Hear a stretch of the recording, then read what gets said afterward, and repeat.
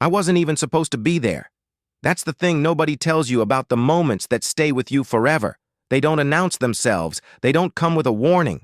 You're standing somewhere completely unremarkable, doing something completely forgettable, and then the world shifts half an inch to the left and you realize you are witnessing something you will describe to strangers for the rest of your life. I was supposed to be at Kensington Gardens by 10. My friend Delia had been planning this birthday walk for 3 weeks.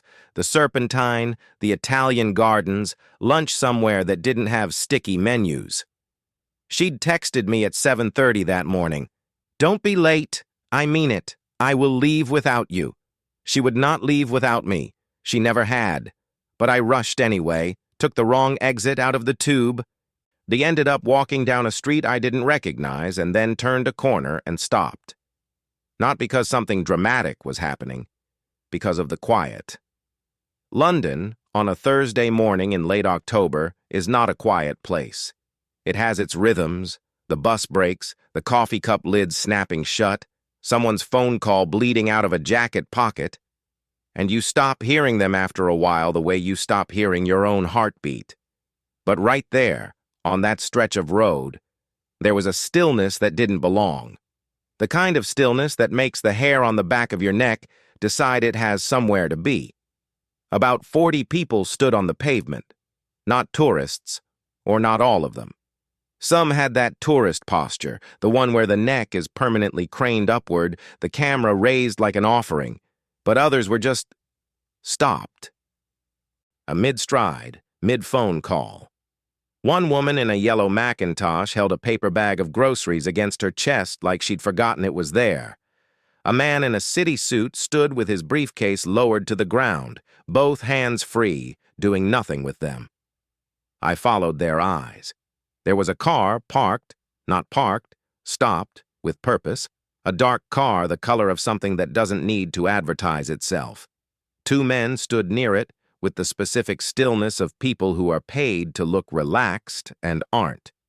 A third stood slightly apart, talking into his sleeve with the practiced nonchalance of someone who has had conversations with his sleeve for a decade and considers it unremarkable. And then the door opened.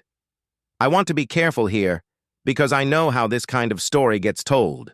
I know the version where everything is gilded, where the light falls at exactly the right angle and the music swells in the narrator's memory and the whole thing gets buffed to a shine until it barely resembles what actually happened. So let me tell you what actually happened. She stepped out first. Not dramatically, not the way it looks in photographs, that composed emergence, the hand raised in a wave before the foot has hit the pavement. She stepped out the way you step out of a car when you've been sitting in it for too long and your legs are slightly stiff and you're already thinking about the next thing on the list. She had on a coat the color of deep water, navy, I think, or something darker, and her hair was pulled back in a way that wasn't fussy. She looked, for a half-second, like someone's competent older sister. A person. Just a person. And then the woman in the yellow Macintosh beside me breathed in sharply through her nose, the way people do when they've been holding something without knowing it, and let it out slow. "Oh," she said, to no one, to herself, to the air. That was it, that single syllable, and somehow it carried everything the moment held.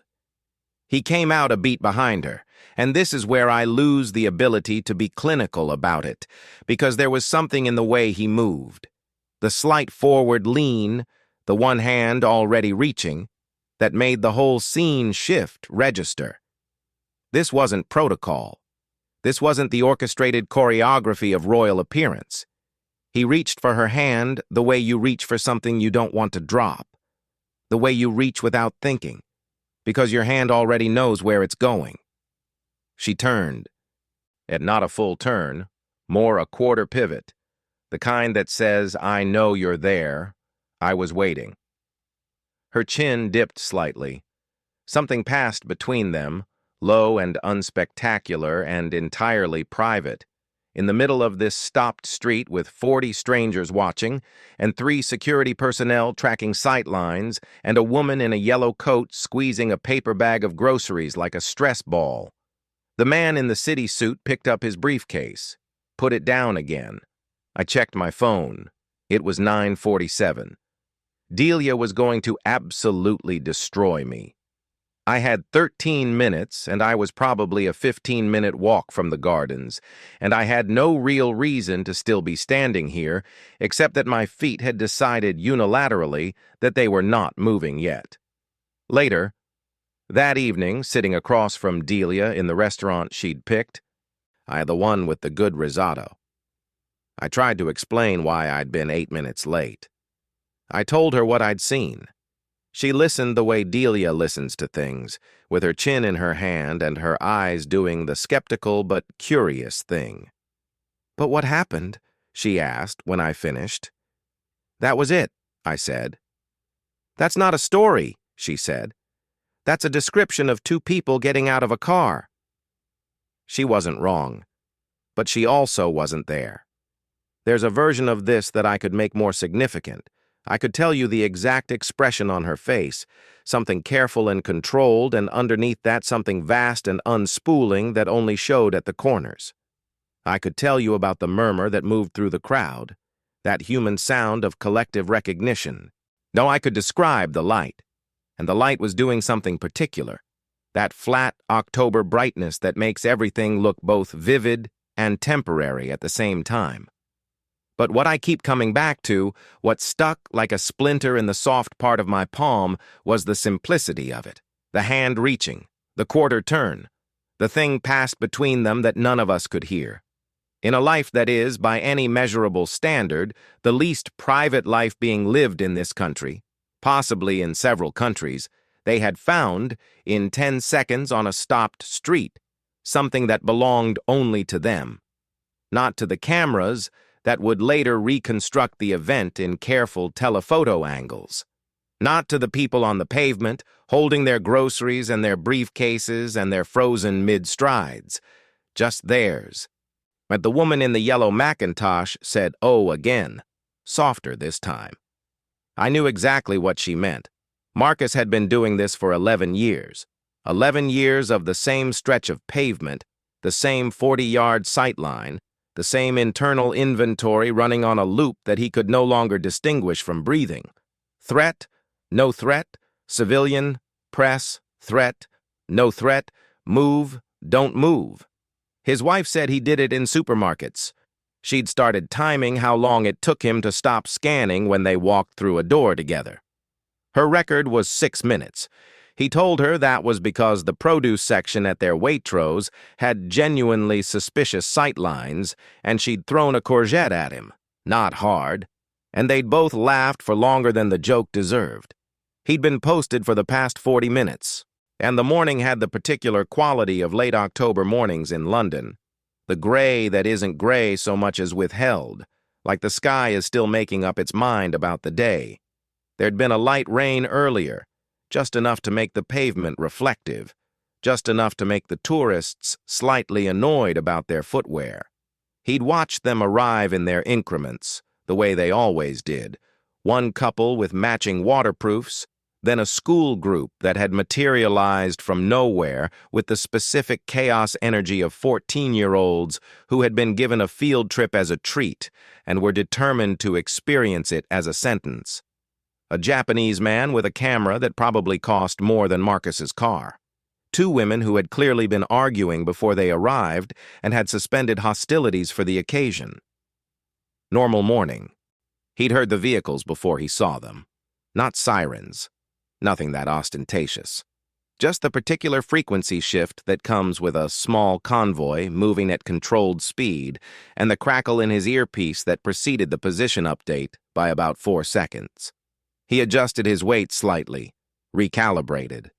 The thing about Marcus's job that he had never been able to adequately explain to people who asked, and people asked constantly at dinner parties, at his kids' school pickup, at the barber, was that it wasn't about the big moments. Everyone assumed it was about the big moments. The state visits, the ceremonies, the formal processions where everything ran on a schedule so precise it had been rehearsed to the minute. Those were, paradoxically, the easiest days. Everything accounted for, every variable inside the perimeter. And the hard days were the small days, the days when the schedule bent slightly, when a car stopped in an unscheduled location for reasons that became clear 10 seconds later but occupied a tense and absolute 10 seconds first, when civilians who had gathered expecting nothing particular suddenly found themselves 2 meters from something significant, and their behavior became briefly, collectively unpredictable. Today was a small day, which meant he was paying very complete attention to the woman with the paper bag. She'd been there for about 8 minutes before the vehicles arrived. He'd clocked her on his first sweep. Yellow coat, mid-50s, grocery run interrupted. The slightly dazed expression of someone who has accidentally walked into someone else's story. She wasn't a concern. She was a data point. But he kept returning to her because she was the most honest barometer of what the moment was doing to the crowd. When the first door opened, the woman in the yellow coat stopped breathing for approximately 3 seconds. He clocked that. When the second door opened and the figure emerged a beat behind, that slight forward lean, that reaching gesture that was just slightly too unguarded to be protocol, the woman in the yellow coat made a sound. Low, involuntary. The kind of sound you make when you read the last line of a book and it gets you somewhere undefended. Marcus kept his sightline, but something registered in him, something in the old animal part of the brain that processes human meaning before the rational mind gets its jacket on. That, some wordless part of him thought, is not a performance. Yeah, he'd seen enough of both to know the difference. 11 years gives you a very particular education in the spectrum between genuine and performed emotion in public figures. It isn't a skill you cultivate deliberately. It accumulates, the way rust accumulates, coating the surface of things until you stop noticing it's there. He'd stood at enough public appearances to understand the choreography, the practiced warmth, the timed smiles, the carefully gauged distance between public affection and private boundary that gets maintained even when it looks spontaneous. He wasn't cynical about it. He'd thought about it enough to arrive somewhere past cynicism, somewhere more like clarity. It was a job. It required a particular kind of code switching that most people never had to develop, and he had a professional respect for how well it was generally executed. But this... The hand reaching before the foot was fully on the pavement, the quarter turn that came from a body that knew, without needing to be told, where to turn. The thing exchanged between them, 2-3 seconds of something low and entirely inaudible, not for the press angles, not for the people on the pavement, not for any purpose Marcus could identify beyond the two of them simply needing, for a breath, to orient to each other before the day continued. He'd seen it. He'd been paid to see everything. And what he saw was 2 people in a very small, very private moment who happened to be standing in public. Later, after the vehicles had moved on, after the crowd dispersed with that particular post-significant scatter, then everyone blinking slightly as the ordinary morning re-established itself, a young tourist approached Marcus. Not aggressively, tentatively, the way people approach guards when they've already rehearsed their opening line and aren't sure it'll land. "Excuse me," she said, in an accent that placed her somewhere in the American Midwest. "Was that... did I just see..." "I'm not able to discuss what you may or may not have observed," Marcus said, which was the sentence he said approximately 14 times a day, and had filed down to something smooth and neutral with use. She nodded, already backing away, already satisfied, it seemed, with the non-answer. "I thought so," she said. I thought so." He watched her go, watched her pull out her phone and presumably type something to someone. In the news traveling through her fingers to another set of eyes that hadn't been there, that would now have the second-hand shape of the thing without the texture of it. The woman in the yellow coat was already gone. had slipped away sometime in the dispersal without Marcus having clocked the exact moment. He hoped she'd gotten home before her groceries went warm. He went back to his inventory. Threat, no threat, civilian, press, move, don't move. The street settled back into itself like a pond after a stone. Priya almost didn't post it. That's the thing she told her sister that evening, sitting cross-legged on her sister's sofa in Bethnal Green, with a cup of tea going cold on the cushion beside her, replaying the 11 seconds of video on her screen for the 4th time. "I almost didn't post it," she said. Her sister, Rima, who was painting her toenails a color called blackcurrant incident and paying approximately 60% of her attention to the conversation, said, "Why not?" "Because I don't know. It felt like something I'd interrupted." Rima looked up. "You weren't interrupting. You were on a public street." I know that. I just—" Priya looked at her phone again, the 11 seconds. "It felt private." "Everything feels private until it's on the internet," Rima said, which was either philosophy or pragmatism, and Priya genuinely couldn't tell which. She'd been in London for 6 days. At a conference first, 3 days of panels that ran 20 minutes over, and networking events she'd managed to leave after 45 minutes each by deploying the technique her colleague Dev called the decisive Irish exit, and then 3 days of solo tourism that she'd been promising herself for 2 years and kept deferring. The National Gallery, Brick Lane on Sunday morning. A long walk she'd planned and abandoned and then replanned around a single lunch recommendation. Thursday morning, she'd been heading back toward the Tube with her camera out because she'd been photographing doorways.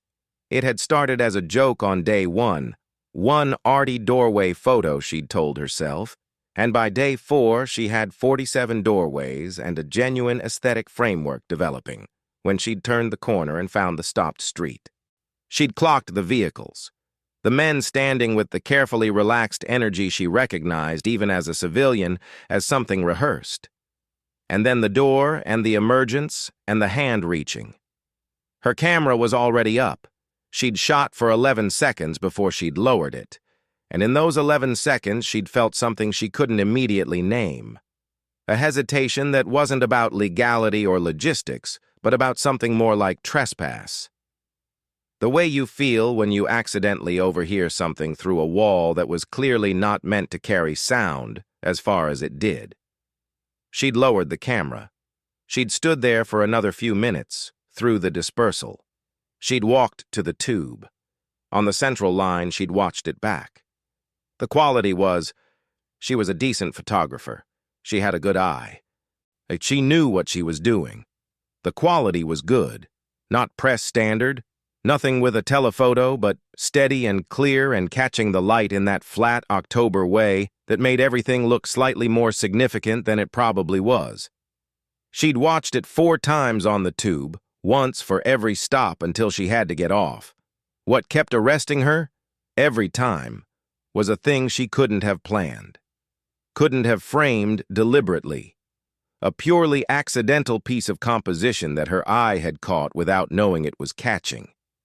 In the background, right at the edge of the frame, slightly soft with focus, was the woman in the yellow Macintosh. And the woman in the yellow Macintosh, at the exact second of the reaching hand and the quarter turn, had her own hand pressed flat against her sternum, not performing it, not aware of the camera, just a hand going to the chest. The involuntary animal gesture of someone who has felt something. Priya had not planned that, had not seen it in the 11 seconds of filming, had discovered it only on the Central line, rewinding, the frame catching it in the peripheral edge of the image. It was, she thought, the whole story. The 2 people in the center and the woman in the yellow coat at the edge, hand on chest, being moved by something she had no personal stake in. Just moved. Just a body responding to a human thing it witnessed. She'd posted it at 2:30 that afternoon. No caption initially, She'd typed 3 and deleted them all for being either too much or not enough.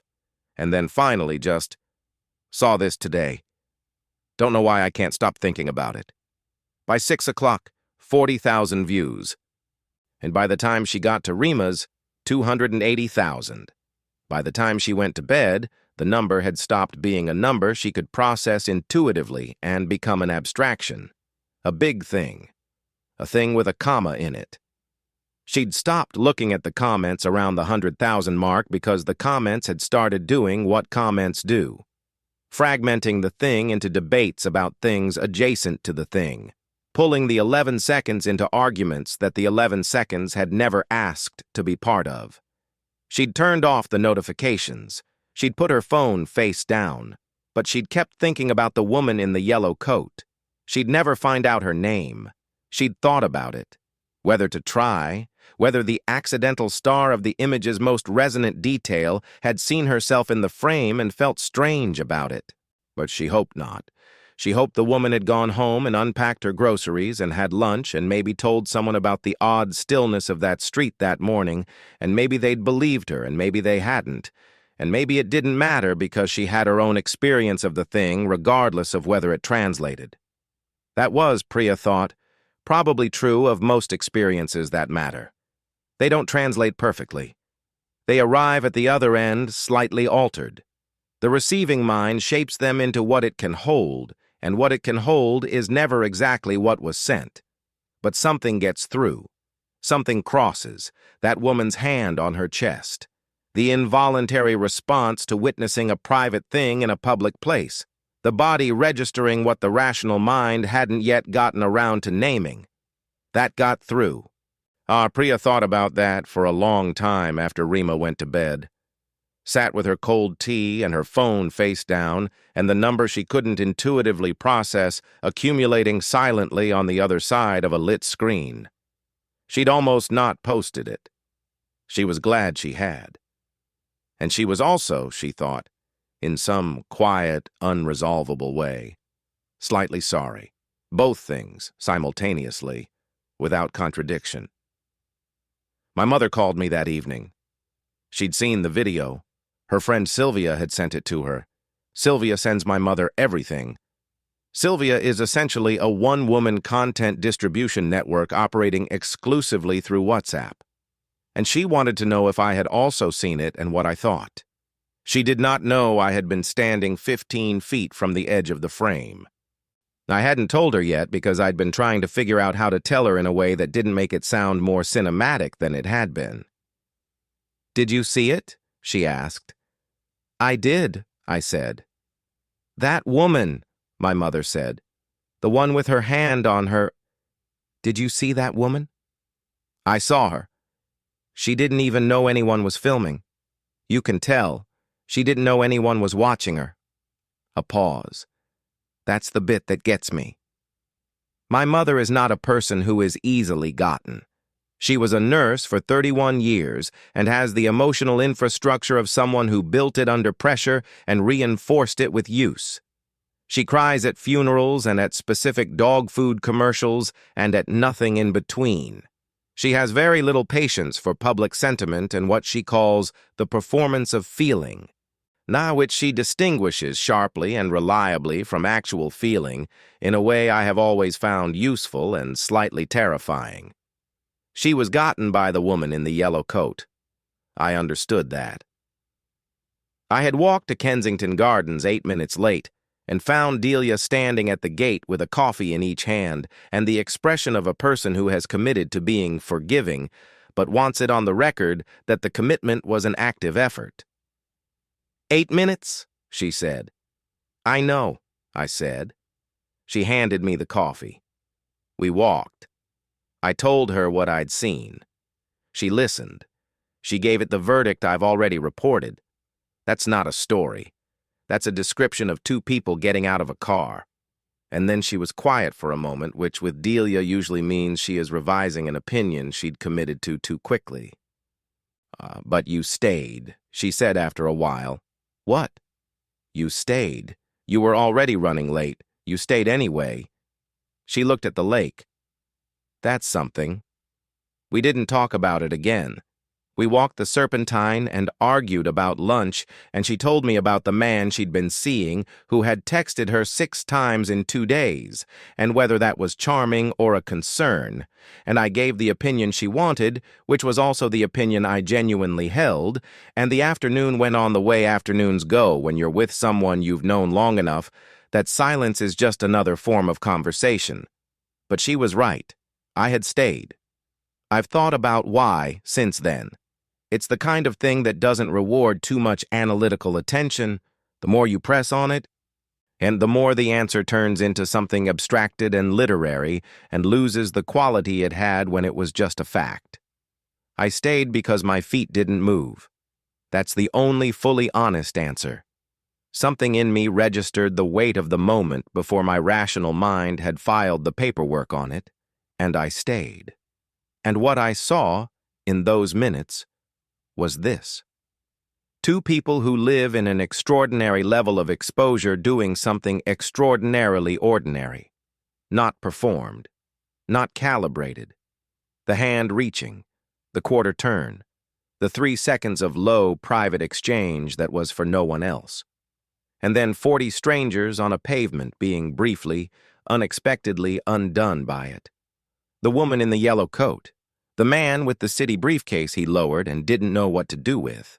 The tourist from somewhere American who approached the guard afterward and said, "I thought so," as if the confirmation of what she'd seen was something she needed anchoring. And me, 8 minutes late to my friend's birthday walk, standing with my phone in my pocket, not filming, just looking. I've been trying to work out what the moment was actually about. Not what it represented in any grand public sense. There's enough of that already, the 11 seconds and its comments section and the think pieces and the people who saw it as evidence of everything they already believed. All of that is real, but it's not what I mean. I mean what it was about at the level of the pavement. Here is my best attempt. There is a specific kind of loneliness that comes from witnessing immense private feeling in public and knowing you will carry it with you and have almost no way of transferring it intact to anyone who wasn't there. You can describe it. You can send the video. You can tell the story at dinner and watch people's faces do the polite, interested thing. But the texture of it, the weight of the October air, the woman's grocery bag pressed against her chest before she'd even registered she was pressing it, the particular quality of the 3 seconds of exchange that you couldn't hear, but you could feel the shape of, that stays in the body of the person who was there. It doesn't fully transfer. My mother felt something from the video, a genuine something. I know my mother. It was real. But it wasn't the same something. And I can't entirely give her the same something. Which is to say, some experiences are, at their center, irreducibly yours. Not because you owned them or because you deserve them more than anyone else, just because you were there, on that specific pavement, on that specific morning when the light was doing its flat October thing and a car stopped in a way it wasn't supposed to stop, and 2 people reached for each other with the ease of long habit in the middle of a city that was watching. You were there. It happened to you in the specific way things only happen to you when you're in the room. The woman in the yellow coat. I've thought about her more than seems entirely rational. I don't know her name. I don't know where she was going, what her Thursday morning contained before and after, and whether she told anyone or kept it private the way you keep certain things private, not because they're shameful, but because they're yours. Her hand on her chest, the involuntary reach toward her own center. Something moved through her. That's all. That's the whole of it. Something moved through a stranger on a pavement, and her body knew before she did, and she pressed her hand to the place where it landed. I think about that, and I think, yes. That's what it means to witness something real.